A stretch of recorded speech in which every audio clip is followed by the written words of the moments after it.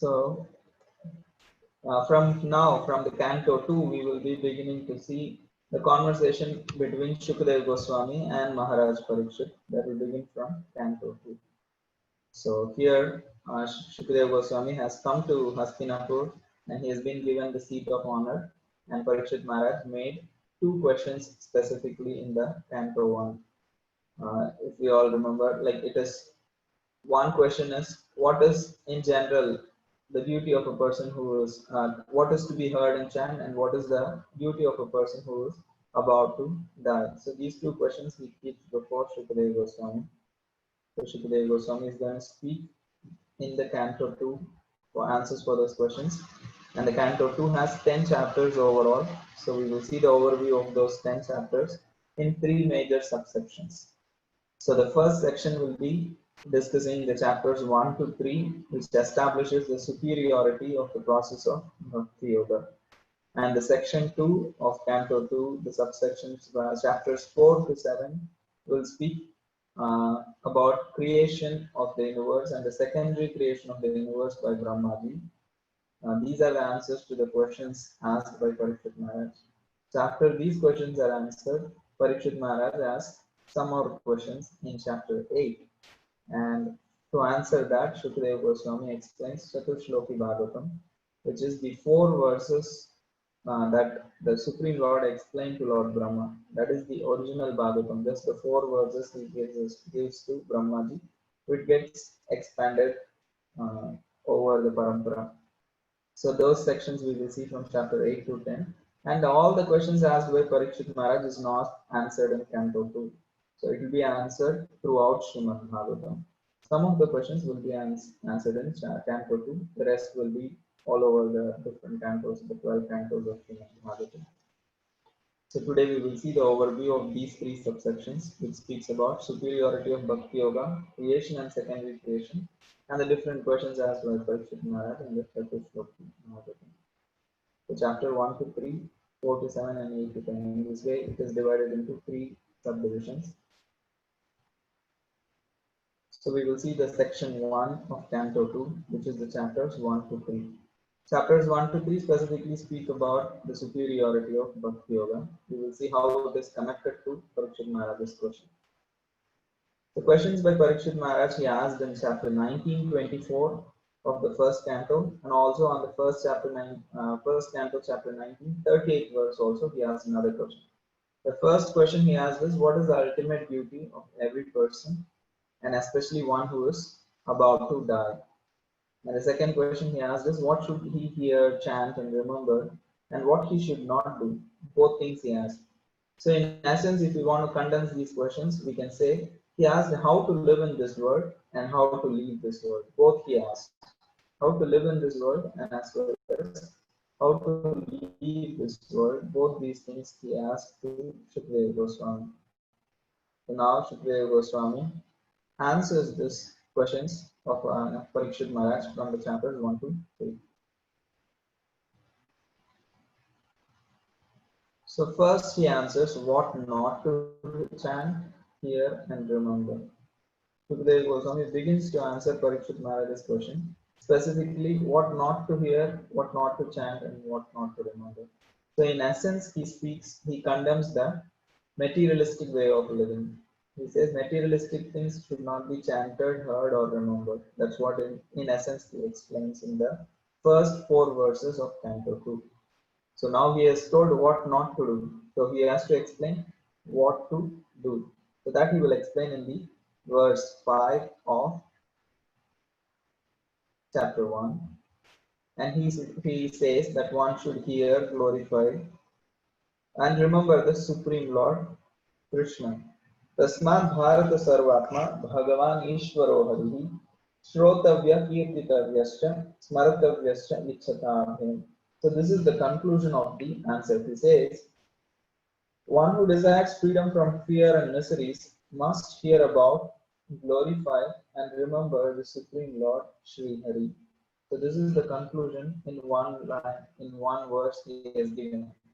What to hear and what to chant and what to remember. It is Supreme Lord Hari. It is not just at the point of time of death. Throughout one's life and at the time of death, this is one's duty. So, in essence, what is the process name of what do you name the process in which you hear, chant, and glorify and remember the Supreme Lord Sri Hari? That is Bhakti Yoga. So, in essence, he said one should practice Bhakti Yoga while living and while leaving this world. So, in essence, he has completed the answer to Parikshit Maharaj's questions in just 5 verses. So the summary of Shukadeva Goswami's answer, as we saw, is Bhakti Yoga. So he has kind of completed the answer. So Shukadeva Goswami glorifies the Bhakti as the topmost process. And he also goes on to say, now that he has completed, in the next verses, he clarifies his answer. He says, even Gyanis, Karmis, and Yogis achieve perfection only by Bhakti. He says, if there is not a small element of Bhakti, even Gyanis, Karmis, and Yogis cannot achieve any perfection. And he says even self-realized sages get attracted towards Harikatha. He gives his own example. I am an example. I was a self-realized sage liberated in impersonal Brahman conception, but even I got attracted. Parinishpito api nairgunya uttama shloka leelaya grihita cheta rajarshe akhyanam yadadikaman. He says, even I was completely parinishpito api nairgunya. I was completely absorbed in Brahman, but still I got attracted to the Supreme Lord.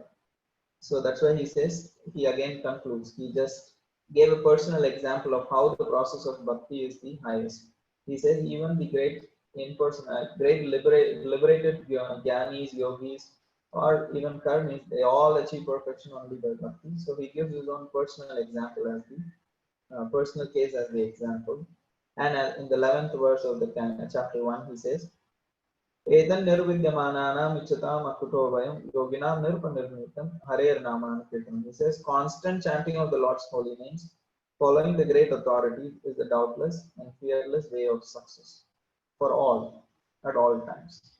So in this way, he gives a complete answer to Parikshit Maharaj's questions in 11 verses.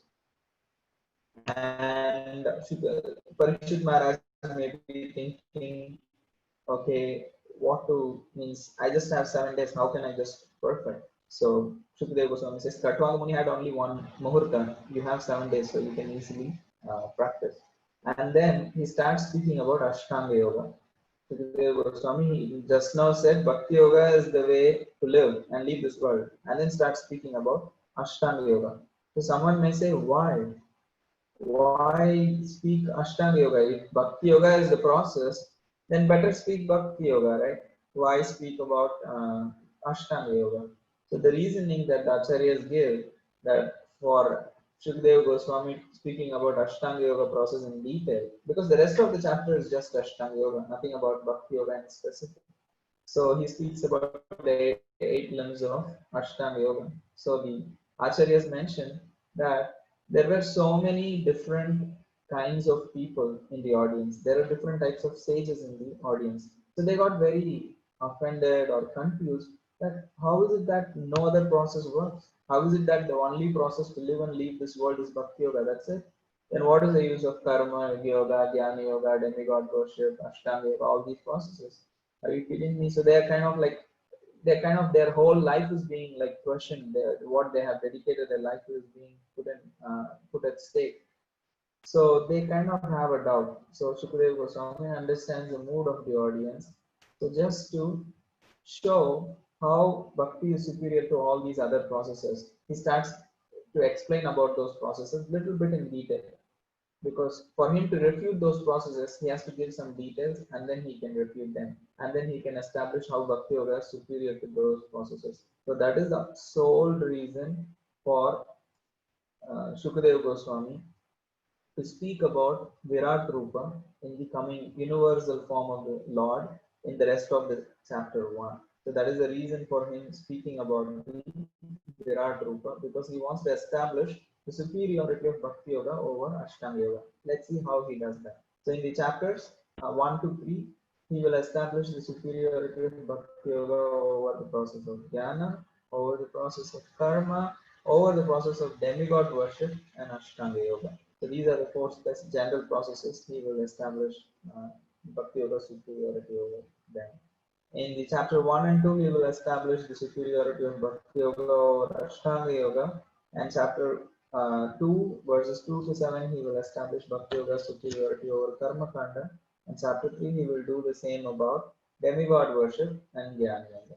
So we will see these things in detail later. I'm just giving you a bird's eye view of the whole canto. So now that Sukadeva Goswami establishes the superiority of Bhakti Yoga, in the first three chapters, then Shaun Rishi thinks, oh, okay, that's it. Parikshit Maharaj asked questions and Sukadeva Goswami completed his answers. So he was wondering, is that Suta Goswami going to stop speaking? How is it possible? Because Sukadeva Goswami spoke for 7 days. So Shaun Rishi, just to inspire Suta Goswami to speak more and make sure he continues to speak, he glorifies and requests him. He asks, please tell us more about Shukadeva Goswami and Parikshit Maharaj's conversation. I am sure they spoke more because they spoke for 7 days and nights. So to inspire Sudha Goswami to speak, he describes the unfortunate situation of non-devotees. He says, without Harikatha, what will happen to people in general? So just to deliver all the conditions, so you have to speak more about Lord Krishna, the conversation between Shukadeva Goswami and Parikshit Maharaj. In this way, he inspires Suta Goswami by explaining the unfortunate situation of non-devotees in this world. So in this way, the first section, superiority of Bhakti Yoga, chapters 1 to 3, come to a close. At the end of chapter 3, Shaunaka Rishi asked questions to Suta Goswami to explain more about Shukadeva Goswami and Parikshit Maharaj's conversation. That brings us to the section 2, chapters 4 to 7, which speaks about the creation of the universe by the Supreme Lord and the secondary creation of the universe by Lord Brahma. And Shukadeva Goswami is going to explain this whole section through another conversation. So we are first of all hearing Shaunaka Rishi and Suta Goswami speaking. They are speaking about Shukadeva Goswami and Parikshit Maharaj. And Shukadeva Goswami is going to speak about Brahma and Narada Sangha. So it's a loop inside a loop inside a loop. So first Shaunaka Rishi speaks and he inquires from whom? Suta Goswami about the conversation between Shukadeva Goswami and Parikshit Maharaj. So now they are going to speak what Suta Goswami is speaking, what Parikshit inquired from Shukadeva Goswami. And then he says, what did Shukadeva Goswami speak? So now the third person to speak is Shukadeva Goswami, and he is going to speak about what Brahma and Narada Muni spoke among themselves. So this is how the flow is going to be in the third chapter, fourth chapter, and the fifth chapter. Third chapter, Shaunaka Rishi asks questions. Then fourth chapter, Suta Goswami explains what is Shukadeva Parikshit Maharaj's questions. And fifth chapter, Shukadeva Goswami will start answering those questions of Parikshit Maharaj by quoting what did Brahmaji and Narada Muni speak, or what did they converse with each other. So we come to the beginning of the chapter 4. In chapter 3, Parikshit Maharaj asked one question, the two questions in the Canto 1 that is answered: how to live in this world and how to leave this world. So Shukadeva Goswami in short explains the process as Bhakti Yoga is the solution for or the way to live and leave this world. And then he also establishes the counter arguments of Ashtanga Yoga, Jnana Yoga, Karma Yoga, and demigod worship. And he establishes the superiority of Bhakti Yoga over these other processes. Because different sages are all followers of these different processes. So he establishes the supremacy of Bhakti Yoga to convince them. And after that, Parikshit Maharaj is now questioning Shukadeva Goswami about various topics. So, first question he asks is, okay, please, tell me how does the Lord create this universe? And how does he maintain and destroy this universe? Because all these three functions are carried out by him. And he says, please speak about the primary creation and the secondary creation of the material universe. So Shukadeva Goswami now remembers that he forgot to offer prayers. In eagerness to answer Parikshit Maharaj's sincere inquiries, seeing that sincerity of Parikshit Maharaj, he immediately started speaking. He didn't offer any invocation prayers. So he remembers now when the second set of questions come, Shukadeva Goswami remembers that, oh, I forgot to offer prayers. So the rest of the chapter 4, after Parikshit Maharaj finishes his questions, Shukadeva Goswami offers his prayers to the Supreme Lord. These are very famous set of prayers. Tasmai Shubhadra Shivasena, many prayers end like this. It's a famous section of prayers by Shukadeva Goswami glorifying the Supreme Lord before he starts to speak on answering Parikshit Maharaj.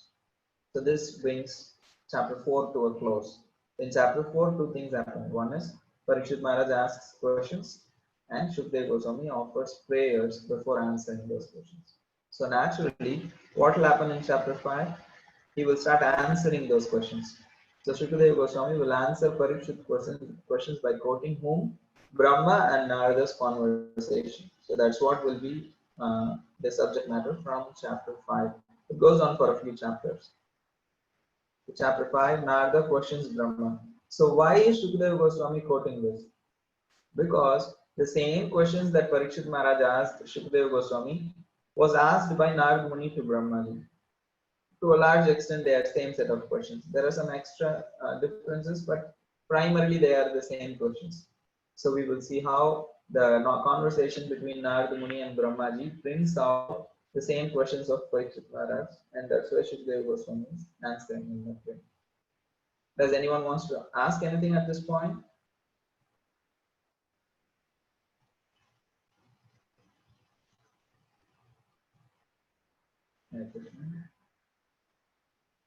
Okay, so we will go on with the chapter 5. So Narada Muni is questioning Brahmaji about the creation of the universe. So we will see what does he ask. So he asked in total 6 questions, and these are technical. So just if you don't get everything now, so we will also see these chapters in detail. And still, it's a very intricate topic. So we'll try to spend as much time possible when we come close to these chapters. So the 6 questions by Narada Muni about the universe is he says, what are the symptoms of the universe? Basically, what are the symptoms of the universe means like how there is a living symptoms for the body. So similarly, what are the symptoms of the universe? What is its shelter? Means who is the shelter of this universe? And how is it created? Okay, what are the ingredients with which the universe is made of? And how is it conserved? How is it maintained and destroyed? And who is it dependent on? The shelter and dependence is almost same, but the dependence is a philosophical subject. We will see in detail when we come close. The shelter is something spiritual. The dependence of the universe is more of for its physical manifestation. So Narada also questions Brahma, like, is there anyone more powerful than you? Because in this chapter, before asking these questions, he says, Brahma, you are that, you are this, you are that, you are everything. But after asking the questions, Narada also just throws this. I have another doubt. Is there someone more powerful than you? Because if like you, I see you all the time performing penances and austerities. So if you are all powerful, then you don't need to perform austerities. But if you are performing austerities and penances, unto whom are you performing this? Is that person more powerful than you? Please clarify. So he asked this. So now Brahmaji, being a very honest devotee, first answers this doubt of Narada Muni before answering the questions about the universe. He says, I am not the Supreme. The Supreme Lord is Vishnu. He creates the universes. I only do the secondary creation of the universe that he has already created. So in this way, he clearly explains his position in relation to the Supreme Lord and says, I am not the Supreme. So he admits that, and then he begins to explain in the chapter 5 symptoms of the universe, who is the shelter of the universe, on whom is the universe dependent upon, and also how is the universe created. And he continues in the chapter 6, what is the universe composed of, the ingredients of the universe, and more about the shelter and dependence of the universe, and how is it destroyed. So in this way, he answers all the 6 questions spread throughout. He answers certain aspects multiple times. Because it's not like a okay question one answer one like that, but it is spread throughout these 2 chapters. But he answers all those questions. So in general, in short, we will see the summary of Brahma's answers. Symptoms of Brahma's answers. Symptoms of the universe. Brahma answers as the elements: karma, kala, swabhava, jiva, and they are all not different from the Supreme Lord. They are all coming from the Supreme Lord. They are all dependent on the Supreme Lord. And what is its shelter? What is the shelter of the of this universe? He explains in the chapter 5 and 6 that Narayan is the shelter. Narayan, the Supreme Lord, is the shelter of the universe. And for the answer as process of creation, he explains the Karya and Karana Srishti, that is primary and secondary creations. And for the ingredients of the universe, he says that Lord is the material cause and the effective cause of the universe. And for this reason, he gives a Virat Root description in the 6th chapter. Means when you say material and effective cause, we can understand by this example that a potter makes a pot using the clay. So the clay and the wheel, these are all the material cause. But the effective cause, who makes the pot, is the potter.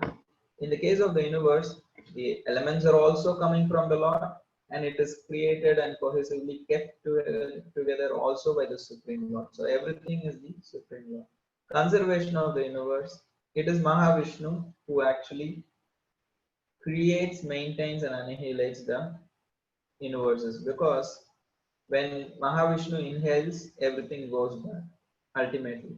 So ultimately, all the Gunavataras functions are also done under the supervision of Mahavishnu. So he is the ultimate conservation of the universe.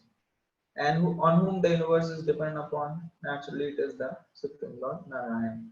In this way, Narad Muni practically glorifies the Supreme Lord in all steps by explaining the universal creation, and also thanks Narada Muni. Thank you for asking these questions. I am able to remember Lord Narayan in this way. I am able to ascribe all glories to Narayan, actually understand how I am dependent practically for everything on the Supreme Lord Narayan.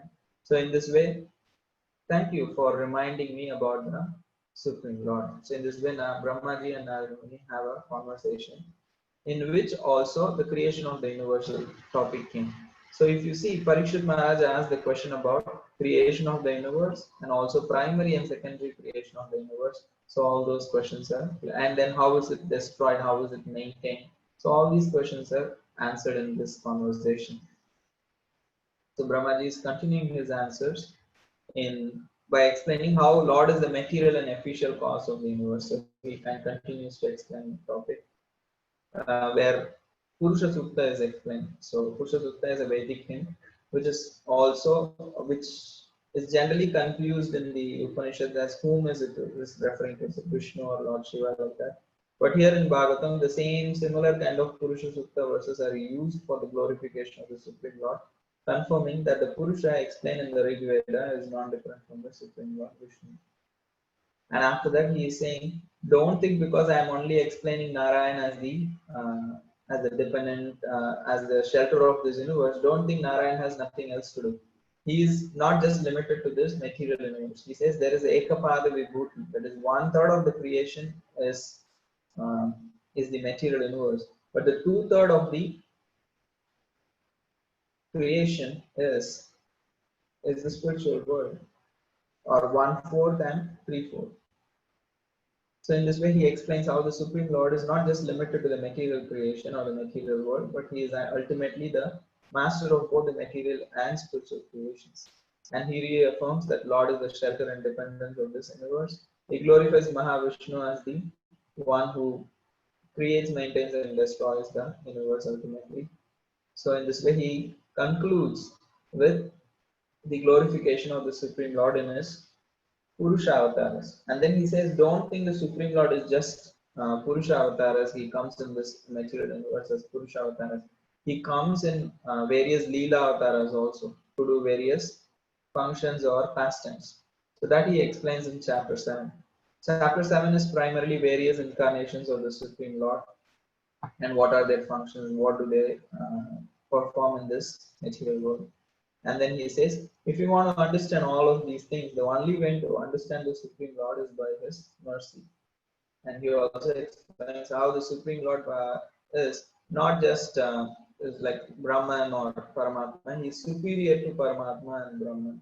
So, and then he instructs Narada Muni to distribute this knowledge, to propagate this knowledge about the Supreme Lord, how he is the is superior to Paramatma and Brahman, how everything emanates from him, how he is the shelter of both spiritual and material worlds. He explains that uh, in this particular section. And then he instructs Narada Muni to distribute this knowledge. So now we have covered chapters 1 to 3, where Parikshit Maharaj's questions of how to live and lead is answered by Shukadeva Goswami by establishing the superiority of Bhakti Yoga. After that, Parikshit Maharaj asks more questions about creation and secondary creation. That is explained by 4 to 7 chapters by quoting the conversation between Brahma and Narada. So Narada Muni started asking his questions from chapter 5, and Brahma answered partially in chapter 5, chapter 6, and chapter 7. So now again the conversation came to an end. Parikshit Maharaj asked few questions, Shukadeva Goswami completed. So is it that the Bhagavatam is over? So it's going to continue. That more questions will be asked by Parikshit Maharaj, and it will be answered by Shukadeva Goswami all throughout the 12 cantos from here. So in the chapter 8 begins with the questions by Parikshit Maharaj. So Parikshit Maharaj now, after Shukadeva Goswami completes the answers to his questions, he inspires Shukadeva Goswami to speak more Harikatha. He glorifies how that Harikatha is the highest medicine. So please continue to speak more. I'm sure you know more. So continue to speak more. So he first glorifies and then Shinvata Shraddhaya Nityam Granatascha Cheshtakam Kalena Nati Dhirjana Bhagavan Vishate Hudi. The Lord quickly manifests in the heart of a devotee who continuously hears about him with faith and serious endeavor. So please continue to speak so that I can hear about the Supreme Lord.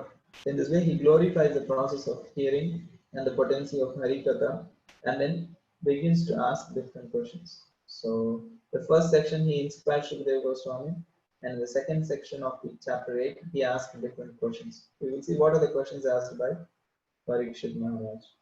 Does anyone wants to ask anything at this point?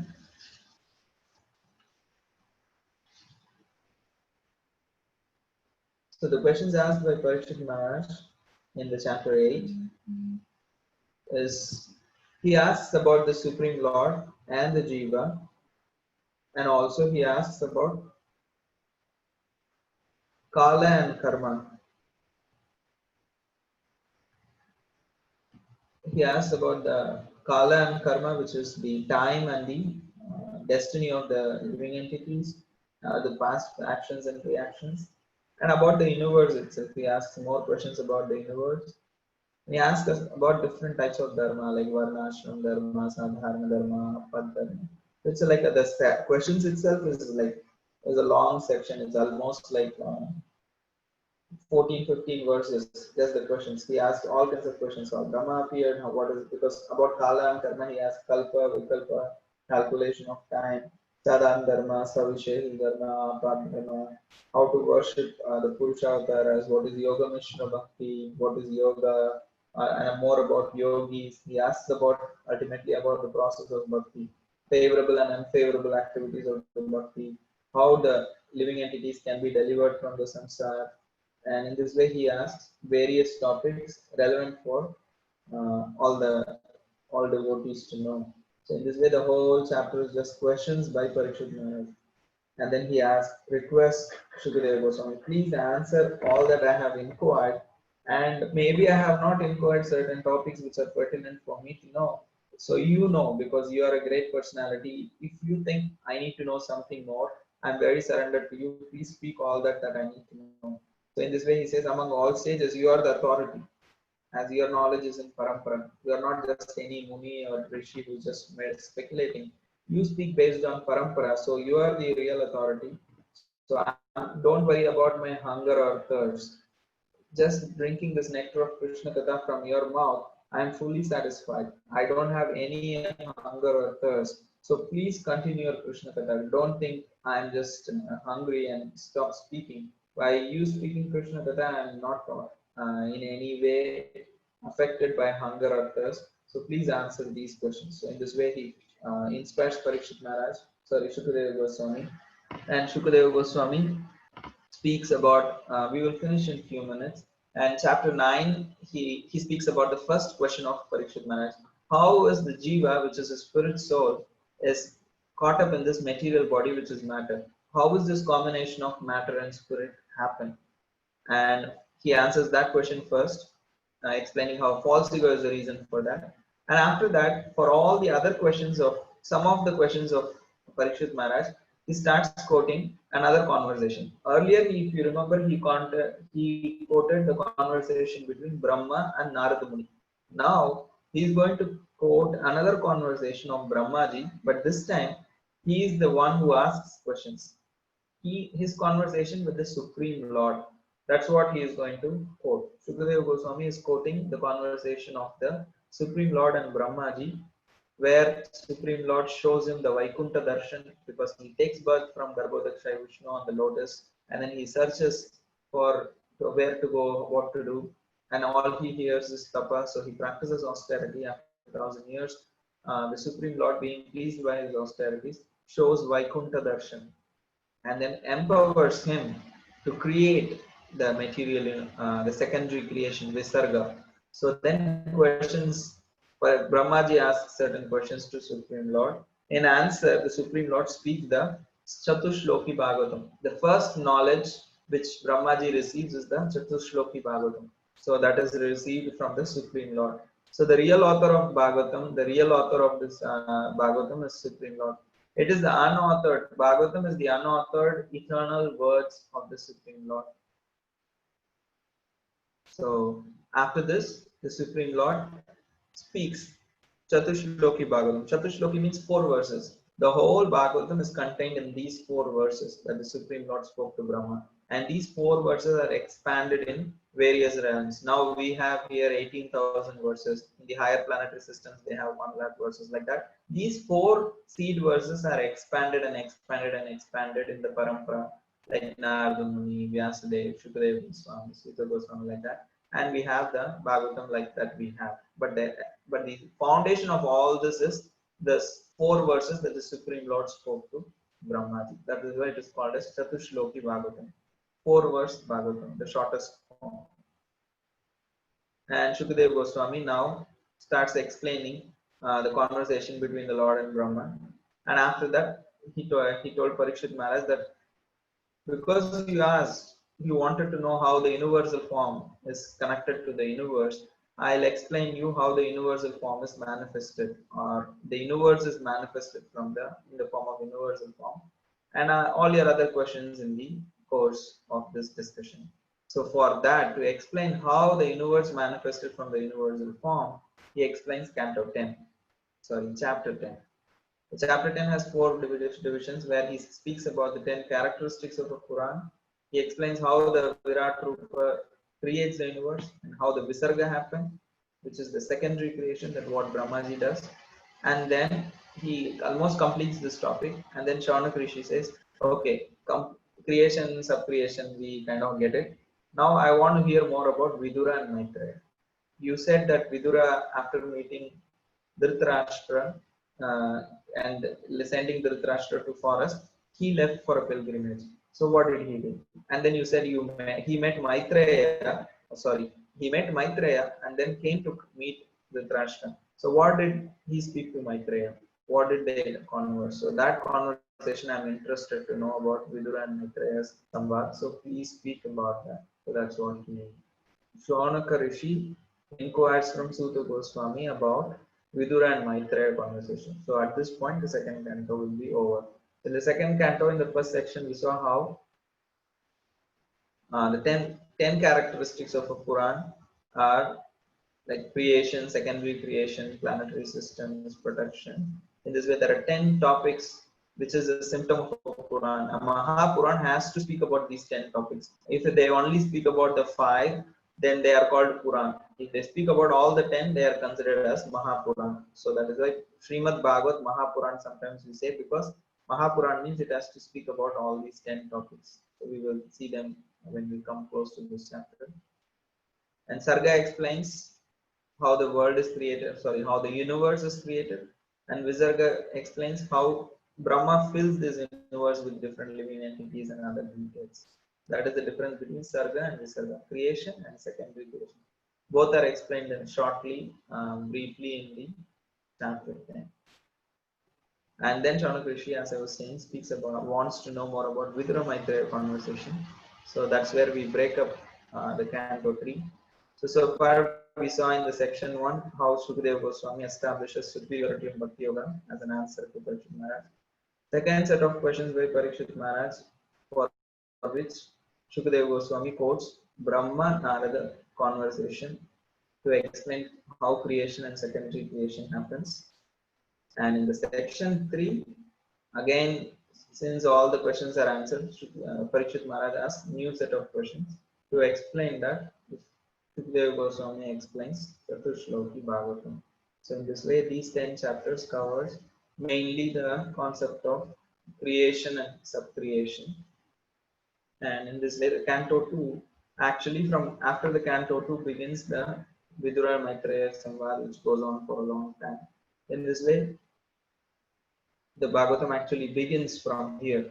From Canto 3, you can say it actually begins, picks up all the topics, because the Canto 2, chapter 10 gives an introduction to the Mahapurana, the 10 topics that it has to speak. So from here, it is going to go in detail on all these topics. So thank you for joining. So these are the 10 chapters of Canto 2. So we will see each section as mostly 2 chapters. Or if they are small, we will see 3, and in the creation technical chapters, we will spend more time. So in this way, these 3 sections form the Canto 2. So from next week, we will see each chapter in detail as much as time allows. So any questions you have at this time, we can take. Otherwise, thank you for joining. We will see you next week at the same time, Tuesday, 7:15. Hare Krishna Prabhuji. Yes, bro. Thank you for the wonderful class as always. Prabhuji, so Maitre, the conversation between Maitreya Rishi and Vidura, uh, is it part of the Bhagavatam that Shukadev Goswami spoke to Parikshit Maharaj, or is it an additional information given by Suta Goswami? No, Shuta Goswami actually quotes the conversation of Shukadeva Goswami and Parikshit Maharaj to explain what Vidura and Maitreya, because Shukadeva Goswami and Parikshit Maharaj also discussed the same topic. Okay, May not be in the same order, but they also discuss. So Suta Goswami in Canto 3, if you refer, he will also quote. Okay, Shukadeva Goswami and Parikshit Maharaj also spoke about that. So I'll just tell you that. Because primarily the Shravanakadi rishis have some idea what Shukadeva Goswami and Parikshit Maharaj kind of spoke. So they are not going completely out of this loop. Most of the questions that they ask will be already discussed by Shukadeva Goswami and Parikshit Maharaj. And Because they Prabhuji, also wanted to know about this conversation, right? In Canto 1, they only showed the interest. We want to know what is the conversation that happened between Parikshit Maharaj and Shukadeva Goswami. So they won't totally ask any question which is totally off the conversation. okay. And the 10 topics that you said Mahapuran should have. Yeah. So this will be part of Canto 3? Actually, Jiva Goswami says we cannot say that one particular, we should not say generally, okay, this canto is Sarga, this canto is Visarga. So Srila Prabhupada and Vishnu Chakravarti Thakur, they say that is why some of the cantos primarily discuss some topic, but most of the topics come in all the cantos. Say, for example, Canto 3 will explain in detail about Sarga, but it also has other topics. But in specific, it has more of Sarga. Chapter Canto 4 will have Visarga in detail, but other topics also. Chapter 5 is planetary systems, the 5th canto, but it has other topics. Portionum is Canto 6, which speaks about how the Supreme Lord protects the devotees like Gajendra, Ajamil, Vritrasu, and the Canto 7 speaks about the pious and impious desires of the living entities. Pious desires, uh, indicated by Prahlad Maharaj, and impious desires like indicated by Hiranyakashipu. And he speaks about Manvantara in Canto 8, and Ishanukata, Canto 9, Nirodho in chapter Canto 12, Mukti in Canto 11, and Ashraya, which is the ultimate thing, in Canto 10. Okay. So, if to in specific answer to your question, all the cantos have all these topics a little bit, but some cantos specifically speak about those topics. Okay, Prabhuji. Got it. Thank you, Prabhuji. So thank you very much, Hare Krishna. The interaction of Bhagavatam. Yeah, thanks, Prabhu. Thank you, Prabhuji. Hare Krishna.